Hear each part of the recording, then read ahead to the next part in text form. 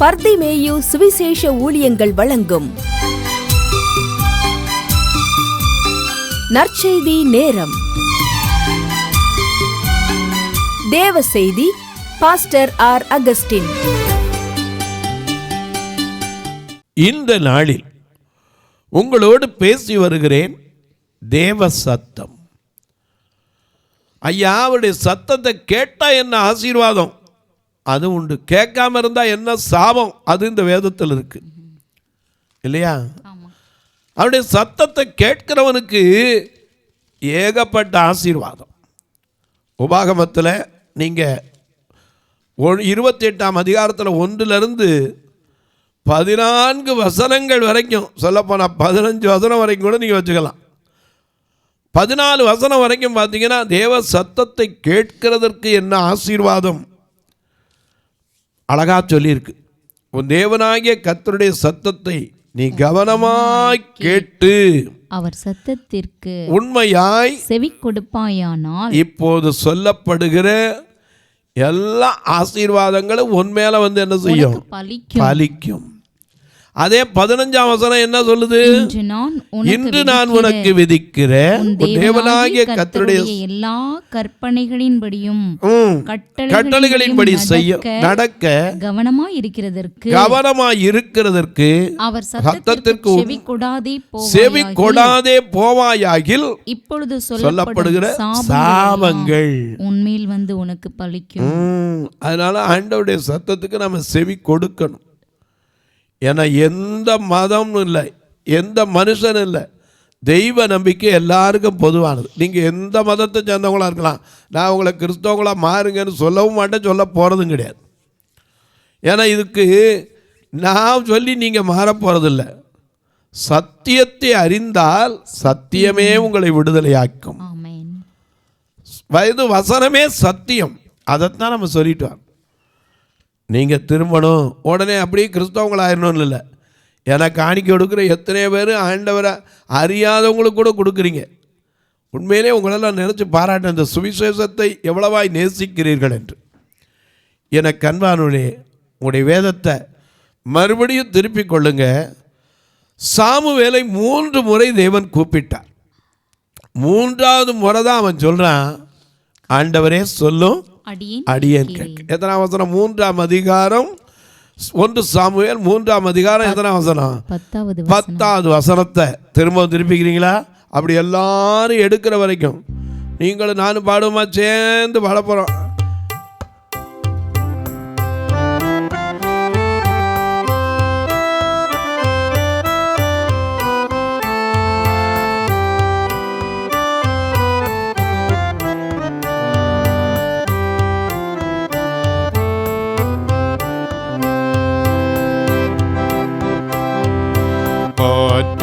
துதிப்போம் தேவ தேவனே புனித இதயமுடனே. போற்றி துதிப்போம் தேவ தேவனே புனித இதயமுடனே.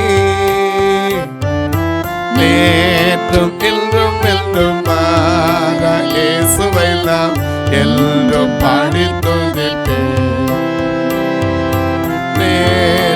இன்றும் என்றும் மாறா இயேசுவை நாம் என்றும் பாடி துதிப்பேன். இயேசு என்னும் நாமமே நாமமே ஆத்துமாவில் கீதமே கீதமே. நேசுவை நான் என்றும் ஏற்றி மகிழ்வேன்.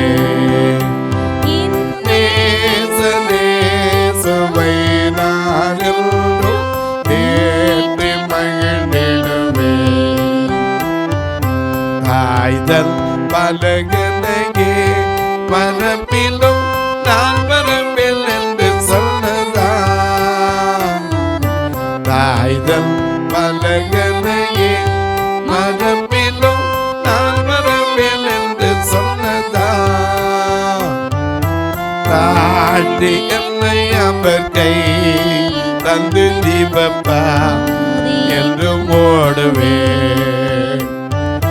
தாழ்த்தி என்னை அவர் கை தந்து ஜீவ பாதை போடுவேன்.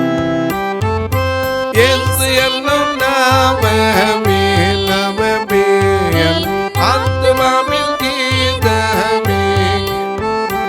என் இயேசுவை நான் என்றும் ஏற்றி மகிழ்ந்திடுவேன். என் இயேசுவை நான் என்றும் ஏற்றி மகிழ்ந்திடுவேன். எல்லாம் எடுத்திருப்பீங்க. 1 சாமுவேல் 3ஆம் அதிகாரம் 10வது வசனத்தை திரும்ப வாசிக்கலாம். அப்பொழுது எப்பொழுது 3வது முறை சாமுவேலே சாமுவேலே அப்படின்னு கூப்பிட்டார். வந்து நின்று கூப்பிட்டார். அது வரைக்கும் சத்தம் தான் கேட்டுச்சு. ஏலி சொல்லி கொடுத்துட்டார், எப்பா கர்த்தர் கூப்பிடுறார், இனி சத்தம் கேட்டா நீ படுத்துக்கிட்டே சொல்லு, ஆண்டவரே இதோ இருக்கிறேன் சொல்லும் கேட்கிறேன் அப்படின்னு சொல்லுனார். இப்ப 10வது வசனத்தை வாசிங்க பார்க்கலாம். அப்பொழுது கர்த்தர் வந்து நின்று முன் போல சாமுவேலே சாமுவேலே சாமுவேலே என்று கூப்பிட்டார். அதற்கு சாமுவேல் சொல்லும் அடியேன் கேட்கிறேன் என்றான். கர்த்தர் சாமுவேலை நோக்கி இதோ நான் இஸ்ரவேலில் ஒரு காரியத்தை செய்வேன். பாருங்க, அவர் செய்ய போறத கூட சொல்றாரு. பாருங்க, இஸ்ரவேலிலே நான் ஒரு காரியத்தை செய்வேன், அதை கேட்கிற ஒவ்வொருவனுடைய 2 காதுகளிலும் அது தொனித்துக் கொண்டே இருக்குமா. ஏன்னா அவர் செய்யற காரியம் அவ்வளவு பெரிய காரியம். சங்கீதம் 126:3 வாசிக்கிறோம், கர்த்தர் நமக்கு பெரிய காரியங்களை செய்தார், இது நிமித்தம் நாம் மகிழ்ந்திருக்கிறோம். 2 அப்பொழுது நம்முடைய வாய் நகைப்பினாலும் நம்முடைய நாவு ஆனந்த சத்தத்தினாலும் நிறைந்திருந்தது. அப்பொழுது கர்த்தர் இவர்களுக்கு பெரிய காரியங்களை செய்தார் என்று புற ஜாதிகளுக்குள்ளே சொல்லிக் கொண்டார்கள். ஆமா, மற்றவன் பார்த்து சொல்லுவான், இவங்களை கர்த்தர் எவ்வளவா ஆசீர்வதித்திருக்கிறார், நாமளும் பாடுவோம். என்ன பாடுவோம்? எத்தனை நன்மைகள் எனக்கு செய்தே, எப்படி நன்றி சொல்வேன், நான் எப்படி நன்றி சொல்வேன். எத்தனை நன்மைகள் எனக்கு செய்தே, எப்படி நன்றி சொல்வேன், நான் எப்படி நன்றி சொல்வேன். நன்றி ராஜா, நன்றி ராஜா, நன்றி ராஜா, நன்றி ராஜா, நன்றி ராஜா, நன்றி ராஜா, நன்றி ராஜா, நன்றி ராஜா. தாழ்மையில் கிடந்து தயவாய் நினைத்து தேவனே உம்மை துதிப்பேன். தாழ்மையில் கிடந்து தயவாய் நினைத்து தேவனே உம்மை துதிப்பேன். தேவனே உம்மை துதிப்பேன். எத்தனை நன்மைகள் எனக்கு செய்தீர், எப்படி நன்றி சொல்லேன், நான் எப்படி நன்றி சொல்லேன். ஐயா, நம்மளும் பாடுவோம், கர்த்தர் பெரிய காரியங்களை செய்திருக்கிறார். அதை புறஜாதியாரும் பார்த்து என்ன சொல்லுவாங்களா? சொல்லிக் கொண்டார்கள். எனக்கு அன்பானவர்களே, ஆனா இங்கே செய்ய போகிற காரியத்தை சொல்றார். எந்த சூழ்நிலையில தேவ சத்தம் கேட்குது அதை நமக்கு தெரியணும்ல. இப்ப சாமுவேல் சின்ன பிள்ளை அந்த இடத்துல தான் இருக்கான். அங்கே நடக்கிற அட்டகாசங்களை கர்த்தர் பார்த்தார். ஏன்னா ஏலியின் பிள்ளைகள் கர்த்தரை அறியவில்லை. அவர்கள் செய்த காரியங்கள் கர்த்தரை பேச வச்சிச்சு. உதாரணமாக 1 சாமுவேல் 2ஆம் அதிகாரம் 12ஆம் வசனத்தில் பார்க்கிறோம். ஏலியின் குமாரர் பேலியாளின் மக்களாய் இருந்தார்கள். அப்பா, அவர்கள் ஆசாரியருடைய பிள்ளை எப்படி இருந்தாங்களா? பேலி- அசிஸ்டன்ட் பாஸ்டரா இல்ல, பேலியாளின் மக்களா இருந்தாங்களா? எனக்கு கண்வாருடைய அவர்கள் பேலியாளின் மக்களா மட்டும் இருந்தா போதாது, அவர்கள் கர்த்தரை அறியவில்லை. கர்த்தரை அறியவில்லை, ஆனால் ஜனங்களை நடத்துகிறவர்களாய் மாறினார்கள். அந்த ஆசாரியர்கள் என்றுதான் வேதம் சொல்லுது. அவர்கள் ஜனங்களை நடப்பித்த விதம் என்னவென்றால், எவனாகிலும் ஒரு பலியை செலுத்தும் காலத்தில் இறைச்சி வேகும் போது, ஏன்னா அந்த காலத்துல ஒவ்வொன்றுக்கும் ஒரு பலி இருந்துச்சு, உங்களுக்கே தெரியும். சமாதான பலிகள். ஏன்னா இயேசு கிறிஸ்துவ கூட பிள்ளையா பிறந்தபோது தூக்கிட்டு வரும்போது அழகா லூக்கா 2:24 பார்க்கிறோம், காட்டுப்புறா ஒரு ஜோடி காட்டுப்புறா கொண்டு வந்து காணிக்க செலுத்த வந்தாங்க. எனக்கு அன்பானவர்களே, அந்த நாட்களில் ஒவ்வொன்றுக்கும் ஒரு பலி இருந்துச்சு, பலி செலுத்தணும். நாமளும் சொல்கிறோம், என்னை ஜீவ பலியாய் ஒப்புவிக்கிறேன்னு. ஹல்லேலூயா. நாம் அநேக நேரங்களை பாடுறோம்ல, என்னை ஜீவ பலியா ஒப்புவித்து ஏற்றுக்கொள்ளும் இயேசுவே, அன்னை தந்தை உந்தன் சன்னதி முன்னிலே சொந்தமா உந்தனு கீதோ படைக்கிறே, எல்லை ஜீவ பலியா ஒப்புவித்து ஏற்றுக்கொள்ளும் இயேசுவே, அந்தகாரத்தில் நின்றோம் பாவப்பை அடிமைத்தனத்தில் நின்றோம், சொந்தரத்த கிரையத்தா என்னை மீட்க, சொந்தரத்த கிரையத்தால் என்னை மீட்க, சொன்ன வாக்கு தத்தத்தை அல்லாது இப்போது எல்லை ஜீவ பலியா ஒப்புவித்து ஏற்றுக்கொள்ளும் இயேசுவே. எனக்கு அன்பானவர்களே, அந்த நாட்களில் பலி இருந்துச்சு, சமாதான பலி, சர்வாங்க தகன பலி, பாவ நிவாரண பலி, குற்ற நிவாரண பலி, ஒவ்வொன்றுக்கும் ஒரு பலி இருந்து, போஜன பலி, பான பலி. இப்படி எண்ணாகமத்தில் நீங்கள் படித்து பார்த்தீங்கன்னா எல்லா பலிகளையும் நீங்கள் அறிந்து கொள்ளலாம். இங்கே பலி செலுத்த வந்தாங்க.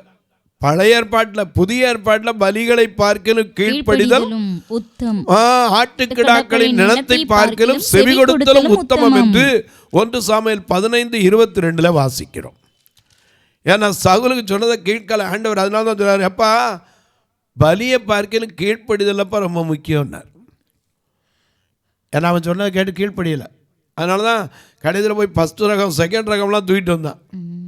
அதனால தான் கர்த்தர் கேட்குறாரு, இப்போ அந்த சாமுவேல் வந்து கேட்டார், எப்பா இப்போ கேட்குற சத்தம் கர்த்தர் சொன்னதை நிறைவேற்றினங்கிற, இப்போ கேட்குற சத்தம் என்ன? அது கர்த்தருக்கு பலியிட கொண்டு வந்தேன்னா, பலியை பார்க்கலும் கீழ்ப்படிதல்ல மேலே உத்தமம். சாமுவேல் கீழ்ப்படிந்தது மட்டுமல்ல, தெய்வ பயத்தோடு வாழ்ந்தான். ஆனால் இந்த பிள்ளைகள் ஆசாரியனுடைய பிள்ளைகள். ஆசாரியனுடைய பிள்ளைகள் எப்படி இருக்கணும்? இன்னைக்கு நம்ம பிள்ளைகள் எப்படி இருக்கணும்னு நினைக்கிறோம்? நம்ம செஞ்ச தொழில் கூட செய்யக்கூடாதுன்னு நினைக்கிற எத்தனை பேர்? இன்னைக்கு ஒரு சலவை தொழிலாட்டு போய் கேளுங்க, அவன் சொல்லுவான், நான் செஞ்ச வேலை என் பிள்ளை செய்யக்கூடாதியா. ஒரு தோட்ட வேலை செய்கிறவன்ட்ட கேளுங்க, ஐயா என் பிள்ளை நான் செஞ்ச மாதிரி கஷ்டப்படக்கூடாதியா, நல்லா இருக்கணும். எந்த ஒரு தகப்பனும் தான் பிள்ளை நல்லா இருக்கணும்னு தான் ஆசைப்படுவான். இங்கே ஏலியின் பிள்ளைகள் கர்த்தரை அறியவில்லை. அவர்களுடைய பாவம் கர்த்தருடைய சன்னதியில் வந்து நின்றுச்சு. என்ன செய்வாங்களா, எவனாவது இறைச்சி பலி செலுத்த வரும்போது இறைச்சி வேகிற பாத்திரத்தில் ஆசாரியனுக்கு வேலையாட்கள் உண்டு, அடியாட்கள் மாதிரி. அவன் போய் 3 கூறுள்ள ஆயுதத்தை கையில் பிடிச்சிட்டு போய் சட்டியிலோ சருவத்திலோ கொப்பரையிலோ பானையிலோ குத்துவான். அது எவ்வளோ வருதோ அது அத்தனை யாருக்கு? ஆசாரியன் எடுத்துக்கொள்ளும். ஒருவேளை பலி செலுத்துகிறோம், ஐயா இன்னைக்கு நான் முதல்ல பலியை செலுத்திக்கிறேன், அப்புறம் உன் விருப்பப்படி எடுத்துக்கோ, அதெல்லாம் முடியாது. எனக்கு என்ன செய்யணும்? பொரிக்கிறதுக்கு பச்சை இறைச்சியாக கொடு, அவிச்சதை உன் கையில் வாங்க மாட்டேன். அன்னைக்கும் கூட அவன் என்ன பாத்திரம் வச்சுருந்தானோ, கழுவுனானோ கழுவலையோ, அவன் என்ன ஆளோ இப்படி நினச்சானோ எனக்கு தெரியலை. எனக்கு அன்பானுடைய கிறிஸ்தவ ஜீவியத்துக்குள்ளே வந்துட்டோம்னா யூதன் என்றும் இல்லை, கிரேக்கன் என்றும் இல்லை, அடிமை என்றும் இல்லை, சுயாதீனன் என்றும் இல்லை, அப்போ என்ன என்றும் இல்லை, எல்லாரும் அவருடைய பார்வையில் எல்லாரும் அவருடைய பிள்ளைகள். இன்னைக்கு எத்தனை பேருக்கு அந்த எண்ணம் வந்துருச்சு? பள்ளிக்கூடத்தில் போனால் சொல்லிக் கொடுப்போம், ஜாதிகள் இல்லையடி பாப்பா, குல தாழ்ச்சி உயர்ச்சி சொல்லல் பாவம், நீதி உயர்ந்த மதி கல்வி அன்பு நிறைய உடையவர்கள் மேலோர். எத்தனை பேர் அந்த நிறைய உடையவர்களாக இருக்கிறோம்? எனக்கு அன்பானவர்களே, இன்னைக்கு மாறலைங்க. அதனால தான் தேவ சத்தம் நமக்கு கேட்கலை, நமக்கு கேட்க மாட்டேங்குது. நமக்கு கண் இருக்கு, ஆனால் அவருடைய அற்புதம் தெரிய மாட்டேங்குது. காது இருக்கு, அவருடைய சத்தம் கேட்க மாட்டேங்குது.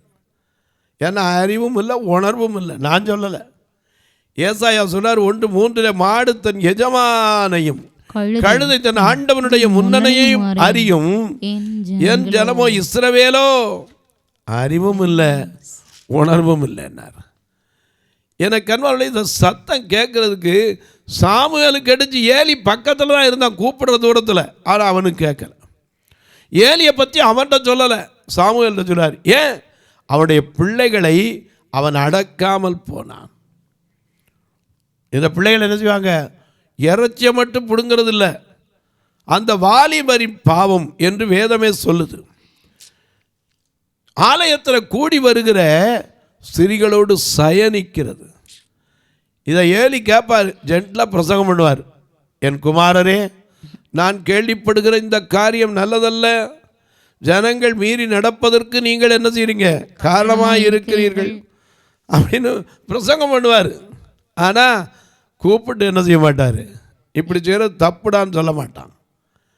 எனக்கு அன்பானவர்களே, பேதம் அதனால தான் சொல்லுது, பிள்ளையானவரை நடத்த வேண்டிய விதத்தில் நடத்தணும். முதிர் வயதிலும் நாம் சின்னதில் சொல்லி கொடுக்கலைன்னா பின்னாடியே அப்படி தான் இருக்கும் பிள்ளை.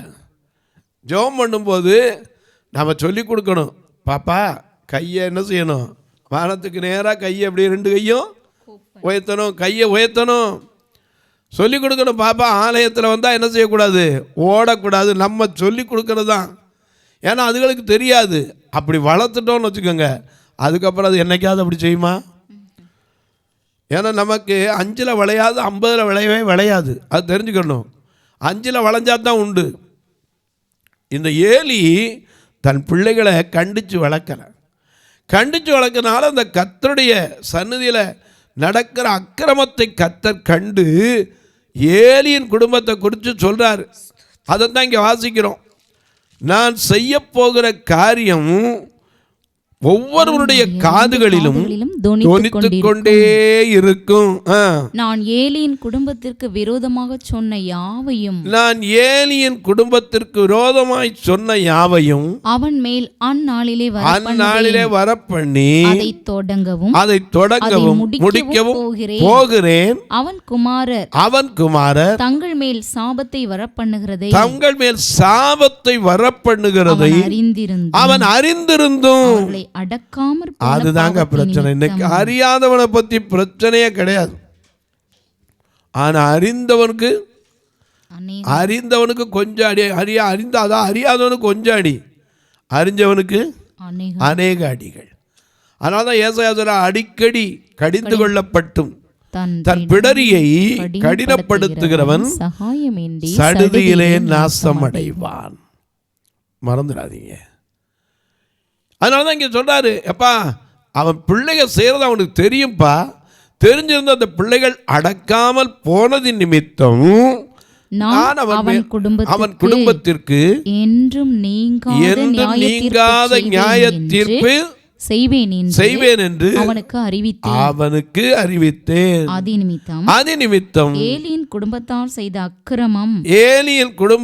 செய்த அக்கிரமம் ஒருபோதும் பலியினாலாவது காணிக்கையினாலாவது நிவர்த்தியாவதில்லை என்று ஏலியின் குடும்பத்தை குறித்து ஆணையிட்டிருக்கிறேன் என்றார். ஆமா, இன்னைக்கு நாம நினைக்கிறோம் என்ன வேணாலும் பண்ணிட்டு கொண்டு போய் காணிக்கை கொடுத்துட்டா தீந்துருமா, இல்லை பலியை செலுத்த போயிட்டா தீந்துருமா?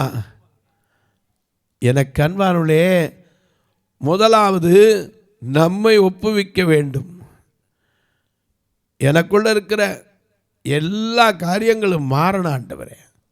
நம்மை முதலாக அர்ப்பணிக்கணும், நம்முடைய பிள்ளைகளை அர்ப்பணிக்கணும். அப்படி அர்ப்பணிக்கும் போது உன் பிள்ளைகள் வீட்டோரங்களிலே கனி தரும் திராட்சை செடியைப் போல, உன் மனைவி வீட்டோரங்களிலே கனி தரும் திராட்சை செடியைப் போலவும், உன் பிள்ளைகள் பந்தியை சுற்றிலும் ஒலிவமர கன்றுகளைப் போலவும் இருப்பார்கள். உன் ஜீவனுள்ள நாளெல்லாம் உனக்கு நன்மை, கிருபை.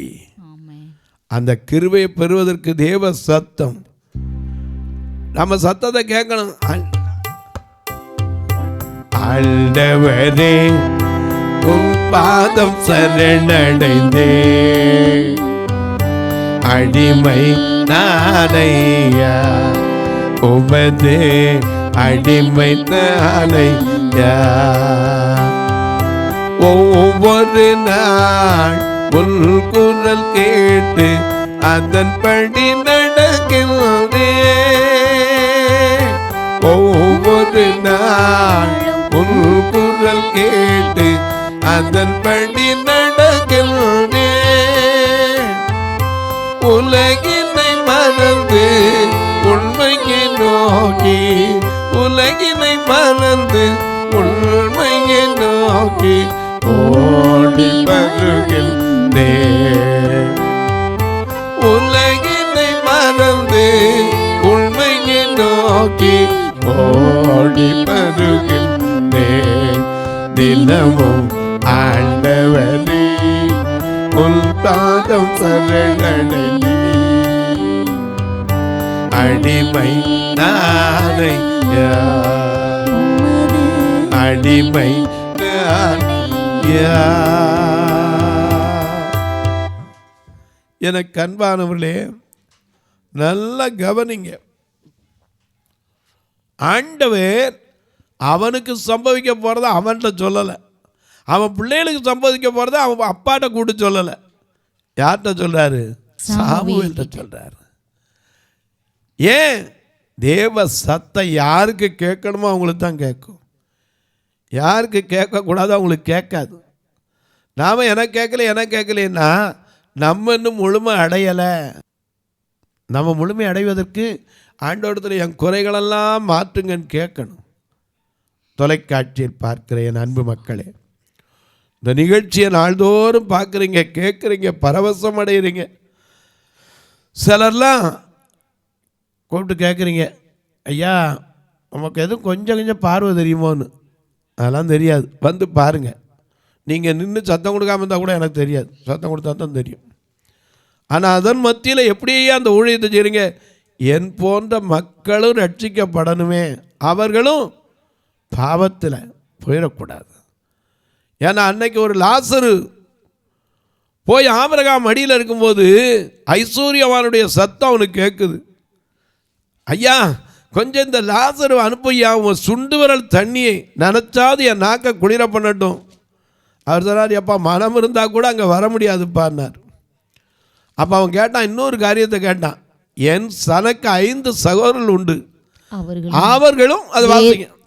லூக்கா 16:27 வாசிங்க. அப்பொழுது அவன், அப்படியானால் தகப்பனே 5 பேர் சகோதரர் உண்டு, அவர்களும் வேதனையுள்ள இந்த இடத்துக்கு வராதபடி அவன் போய் அவர்களுக்கு சாட்சியாக அறிவிக்கும் பொருட்டு நீர் அவனை என் தகப்பன் வீட்டுக்கு அனுப்பும் என்றார். இன்னைக்கு நாம் இன்னைக்கு இந்த பூமியில எவ்வளவு நாள் வாழ்றோம், எத்தனை பேரை மீட்பதற்காக நம்முடைய சத்தம் துணித்திருக்கிறது. தொலைக்காட்சியில் கேட்கிறதோடு இல்லாமல் ஒரு வார்த்தை ஜெபம் பண்ணுங்க. இது ஒவ்வொரு நாளும் வருவதற்கு தேவை 5000 ரூபா. ஏன்னா ரெக்கார்டிங்கை சேர்த்து சொல்கிறேன். அதில் ஏதாவது ஒன்று ரெண்டு வந்தால் தான் இந்த சபையை நடத்த முடியும். ஏன்னா நீங்கள் வந்து பாருங்கள், எங்கிட்ட இருக்க பூரா பார்வையில்லாதவங்க, சாலையிலும் வீதிகளிலும் நிற்கிறவங்க. இவங்ககிட்ட இந்த காணிக்கை எதிர்பார்த்து நான் சபையை வைக்கலை, ஆத்ம ஆதாயத்துக்கு தான் வச்சுருக்கோம். அறிந்த நீங்களும் நானும் தான் இந்த ஆத்மாக்கள் ரட்சிக்கப்பட பொறுப்பாளிகள் என்பதை நீங்கள் மனதிலே கொள்ள வேண்டும். எனக்கு அன்பானுள்ளே, எத்தனையோ கட்டுமான பணிகள் பாக்கி இருக்கு. இன்னும் சொல்லப்போனால் இந்த பார்வையற்ற மக்களை ஒரு நாள் கூட நான் சும்மா சாப்பிடாம கூட அனுப்புனதில்லை. எனக்கு அன்பாலே, மதுரையில் பார்த்தீங்கன்னா ஒரு குடும்பத்துக்கு 4 கிலோ அரிசி கொடுத்து அந்த வாரம் முழுக்க அவங்க சாப்பிடணும்னு நினைப்பேன். திருநெல்வேலியில் வரவங்க எல்லாரும் சாப்பாடு கொடுத்து, சிலர் அங்கேயே தங்கி இருக்கிற ஆண்களும் உண்டு. இன்னொரு அறை கூட கட்டப்படணும், இன்னும் கட்டப்படலை. வந்து பாருங்கள், கத்தர் ஏவனா நீங்களும் கட்டி கொடுக்கலாம். கூட்டிகிட்டு வர்றதுக்கு ஒரு வாரத்துக்கு 4000 ரூபா வேனுக்கு வாடகை கொடுக்குறோம். அப்போ 52 வாரம் பார்த்துக்கோங்க, நீங்களே கணக்கு பண்ணுங்கள். கத்தர் ஒருவேளை யாரை கொண்டாவது அந்த காரியத்தை செய்வாரானால் இந்த சபைக்கு வருஷத்துக்கு அவங்க 2 லட்சம் ரூபா தாங்கின மாதிரி. எனக்கு அன்பால 20 வருஷம் ஒரு வேன் வச்சுருந்தா கூட, ஏன்னா எஃப்சி போட்டால் 15 வருஷம், அதுக்கப்புறம் ஒரு 5 வருஷம், 20 இயர்ஸ், அப்போ 20 2 40 லட்ச ரூபா கொடுத்த மாதிரி. கத்த தான் உங்களை நீங்களும் தாங்கலாம். உங்கள் ஜெபக்காரி எது இருந்தாலும் கட்டாயம் அல்ல, விசனமாய் அல்ல. நீங்களும் சொல்லலாம், காலை 10லேருந்து 5 மணிக்குள்ளே எப்போவும் சொல்லலாம். ஏன் பிரதர், காலையில் நான் தெருவில் பிரசங்கம் பண்ண போயிடுவேன், அப்புறம் ஃபோன் எடுக்கலையே நீங்கள் சொல்லக்கூடாது. உங்களுக்காக எப்போவும் ஜெபிக்க நான் காத்திருப்பேன். ஒருவேளை ஆஸ்பத்திரிலையோ டெலிவரியோ அல்லது ஒரு ஆப்ரேஷனுக்கோ போயிருந்தீங்கன்னா திடீர்னு கூப்பிட்றதுக்கு நீங்கள் எப்போ கூப்பிட்டாலும் ஒன்றும் இல்லை. எப்படி பிரதர் இதுக்கு தொடர்பு கொள்ள அப்படி கேட்பீங்க. இந்த 2 நம்பர் இங்கே வந்துக்கிட்டே இருக்கும், ஜிபே, ஃபோன்பே. ஒருவேளை அது வழியாக நீங்கள் தொடர்பு கொள்ளலாம். ஐயா நான் பில்லு வைக்கணும்னு கேட்டிங்கன்னா என்னிடத்தில் கேளுங்க. ஏன்னா போன வாரம் கூட ஒரு வாரம் அனுப்பியிருந்தீங்க ஒரு 5000 செக்கு, அது தவறாக எழுதியிருந்தீங்க, அது திரும்பி உங்களுக்கு அனுப்பி வைத்திருக்கிறேன். ஆகையினால என்கிட்ட கேளுங்க, உங்களுக்கு விளக்கமாக அந்த நம்பர் சொல்கிறேன், அந்த அக்கௌண்ட் நம்பருக்கோ அல்லது என் பேருக்காவது நீங்கள் பேரை போட்டு கூட ஆர் அகஸ்டின்னு போட்டிங்கன்னா கூட போயிடும். தவறாக எழுதுனா செக் ரிட்டர்ன் ஆயிரும். ஆகையினால நீங்கள் என்னிடத்தில் கேளுங்க, உங்களுக்கான காரியங்களை சொல்லுவோம். இப்போ உங்களுக்காக ஜெபிக்கட்டுமா? நல்ல பிதாவே, நன்றியோடு துதிக்கிறோம் சுவாமி. தேவ சத்தம், சாமுவேலுக்கு கேட்ட சத்தம், ஏலியின் குடும்பத்திற்கு சம்பவிக்க போகிற காரியத்தை சாமுவேலை கொண்டு வெளிப்படுத்தின தெய்வமே, எங்களுடைய காரியங்களை எங்களுக்கும் சொல்லுங்க. உங்களுடைய சத்தம் கேட்க காத்திருக்கிறோம் சுவாமி. யார் யார் தங்கள் படுக்கையில் நோயோடு எனக்கு ஒரு வார்த்தை சொல்ல மாட்டாரா? யார் யார் தன் பிள்ளைகளை குறித்து தன் குடும்பத்தை குறித்து பாரத்தோடு, நோயை குறித்து பாரத்தோடு தங்கள் படுக்கையில் இருந்தே உம்மை தேடுகிறார்களோ அவர்களுக்கெல்லாம் கர்த்தர் அற்புதம் செய்யும், அதிசயம் செய்யும். இந்த ஊழியத்தை தாங்குகிற ஒவ்வொருவருக்கும் ஆசீர்வாதத்தை குறைவில்லாமல் கொடும். அன்பின் தெய்வமே, பிறந்த நாள் திருமண நாளை இந்த நாளில் நினைவு கூறுகிற மக்களுக்காக ஜெபிக்கிறேன். இந்த வருஷம் முழுவதும் நன்மை நான் முடி சூட்டும். இயேசுவின் நாமத்தில் ஜெபிக்கிறேன் நல்ல பிதாவே, ஆமென். சபை ஆராதனை ஞாயிறு காலை 10 மணி முதல் 12 மணி வரை. இடம் பர்திமேயு சுவிசேஷ ஆலயம், அன்னை சத்யா நகர், இளமனூர் அஞ்சல், சக்கிமங்கலம் வழி, மதுரை மாவட்டம். பின்கோட் 625201 மற்றும் பர்திமேயு சுவிசேஷ ஜெப வீடு, plot number 107, Eden garden, Muthur, Tirunelveli. Pincode 627011. சிறப்பு உபவாச கூட்டம் ஒவ்வொரு மாதமும் 2வது சனிக்கிழமை காலை 10 மணி முதல் 1 மணி வரை நாகர்கோவில் YMCA ஹாலில் வைத்து நடைபெறுகிறது. மற்றும் ஒவ்வொரு மாதமும் 4வது சனிக்கிழமை காலை 10 மணி முதல் 1 மணி வரை திருநெல்வேலி புதிய பேருந்து நிலையம் அருகில் உள்ள கிரேஸ் ஹாலில் வைத்து நடைபெறுகிறது. எங்கள் எல்லா ஆராதனைகளிலும் கலந்து கொண்டு தேவனை மகிமைப்படுத்த அன்பாய் அழைக்கிறோம். உங்கள் உதாரத்துவமான காணிக்கைகளினால் இவ்வூழியத்தை தாங்க விரும்பினால் R Augustine, account number 5021364331, IFSC code IDIB 000B066, Indian bank, BP குளம், Madurai. GPay number 9842181917, BGM ministries மற்றும் 944255 9772 பிளைண்ட் மினிஸ்ட்ரீஸ் அகஸ்டின். உங்கள் தொடர்புக்கு பாஸ்டர் ஆர் அகஸ்டின், பர்திமேயு சுவிசேஷ ஊழியங்கள், நாகமலை, புதுக்கோட்டை, மதுரை 625019. தொலைபேசி எண்கள் 9842181917 மற்றும் 9442559772. கர்த்தர் தாமே உங்களை ஆசீர்வதிப்பாராக.